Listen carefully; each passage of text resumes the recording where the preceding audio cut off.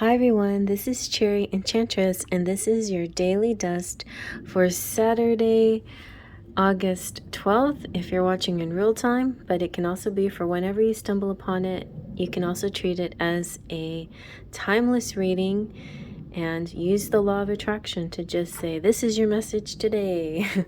But I have decided to be in August in a series called Artistic Decks, anywhere from the classic fine art type artist all the way to more modern and impressionistic type artists, and some indie decks, different genres along the way, like Pre-Raphaelites or Art Nouveau. And here we have the Dali Tarot. It's a really big, beautiful box, velvet purple, and to be honest, this was not that that expensive. It was quite affordable, and it was a gift given to me by my daughter, who knows that I love art, especially art in tarot. This humongous book that comes with it, and this regular size deck, kind of tall, kind of big still, in that box like that. And yep, so just a regular tuck box with some long cards. Has a nice sheen and very nice quality, and I don't use it very often, but special occasion, because it's somebody's birthday out there. It actually is. August 12th is my godson's birthday, so happy birthday to Jackson and anybody else who's having a birthday. I totally missed Holly's birthday. Well, happy birthday belated to Holly and all my August 10th people.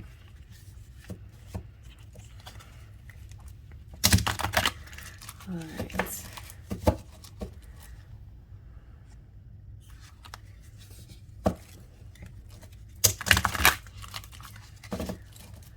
Let's see what we get today.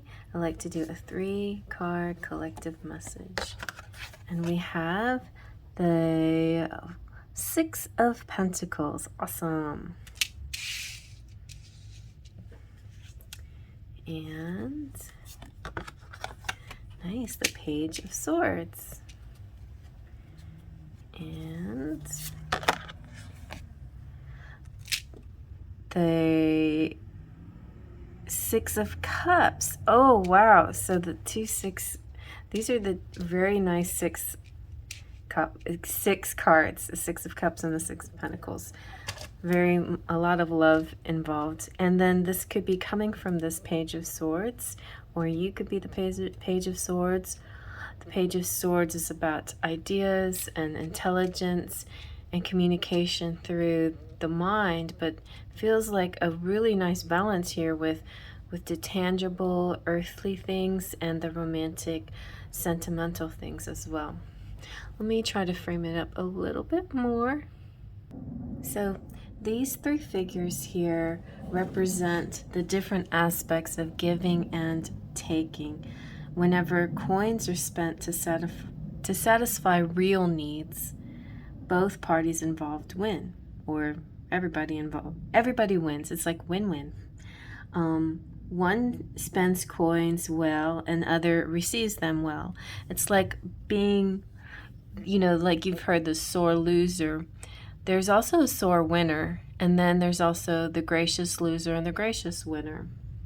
So this is about don't waste time giving to, or if it's kind of a fruitless thing, then maybe it's not necessary for you to do it, right? If it's just giving for sake of giving, or giving with the thought of receiving, or giving out of hubris, out of your stature and pride, then that's not real giving. You know what I'm saying? So this has to have sort of a zen balance to it, but it feels balanced to me. It feels right. And just learn where you are in this situation.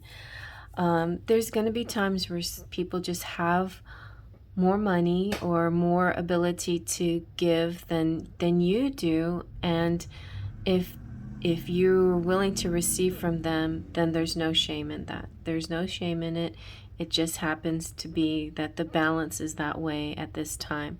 But then then the balance could revert, and you could be the one in that position of giving, and with joy and pleasure and happiness to give. And it may not be that same person, but it could be somebody else.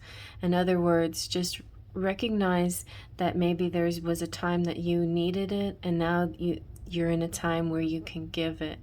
But don't always give it unless the balance is there. I feel like it's important that you see the balance before you give something. It could be somebody who's trying to take advantage of you too. So be discerning in the situation and assess all areas of the situation. In other words, if you see a person on the corner, there's times where I give and I don't give, right? It doesn't mean that I'm judging. It's like a part of me thinks, well, if they're dishonest, if they're asking for money in a dishonest way, that's their karma, not mine. But there's times where you just plain out know, like so blatantly, what's at hand, and if you feel that it's wrong to aid in that kind of, or be an enabler to people who are in that position, if you feel that enabling them is not the right thing for you to do, then stick with that energy. But you just know the difference, right? You know the difference. I feel like you're going to be put in a position today where you know the difference. And if you're in the position where you feel like you need to receive, or you need to ask for help, then don't feel any shame on that. That happens sometimes. But I feel like you're the one that's doing well. And the Page of Swords, I feel like it kind of feels like there's honor coming through to you because of that. It's maybe not real noticeable, but I feel like it's like getting brownie points or some secret status raising in the spiritual realm that you don't even really quite notice that's happening to you, but you are leveling up because of your ability to find yourself in the balance of the situation, giving or receiving, and being discerning and being wise about this. It does feel sort of esoteric today, but it could be something very mundane and simple about what you're doing with your money today. In this deck, the cup is filled with flowers, which represents the blossoming of the inner life. And so it is showing that even as an adult, there are times that you have that child again, the child within, the childlike wonder, the childlike attitude. And that sometimes can help you let go of things that seem so unimportant, so adult, so grown up, to go back to that childlike wonder is actually a nice thing. So this could be a day of where you're being generous, and it's in a good way, and it's in a way that feels connected to just your basic energy, your basic kind of childlike exuberance and energy. And I think that's a really good energy to tap into. I feel like if you're giving and free, I feel like there's a sense of freedom when you tap into that child. I feel like placing restrictions is what the adults do, right? Being free and having a free will and showing graciousness, gratitude, generosity, and all of those kind of qualities. It doesn't necessarily, that's not just a child energy, but it can be like that child in you that taps into you, that helps you to get to that. There's a bit of nostalgia here, maybe looking at somebody, you're like, I remember when, and then you go back and you're like, well, I've been in those shoes. I know what that's like. I want to help out here. So Dolly's representing the Page of Swords, which has to do with the intellect and the mind and having great thoughts and sometimes having judgments, but this could be that discerning part of your mind. Discernment doesn't have to be just a mental activity, but it can also be spiritual too. So it's a little bit of both. And it's interesting that there's kind of a contradiction here. The leaves is sort of the peaceful energy, the green twig, and then the sword is like more dangerous consequences, or the harshness that comes with judgment sometimes, and with the intellect, and maybe sometimes voicing things that could be harsh. So there's sort of a balance here, but I feel like, and none of it has to be out loud spoken. It could be just a mental judgment, but also the page does represent communication of some sort.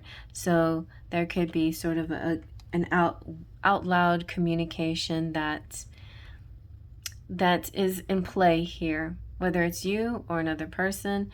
There's some kind of communication using intellect, using the strength of their knowledge, but softened with the twig, which kind of has this earthy, gentle energy, peaceful energy, and a kind of a knowing, because you have this nostalgia, a knowing where you're coming from. So to me, the Page of Swords in this spread represents understanding, like being a very understanding person. Sharp, clear, knowing, but yet soft and understanding.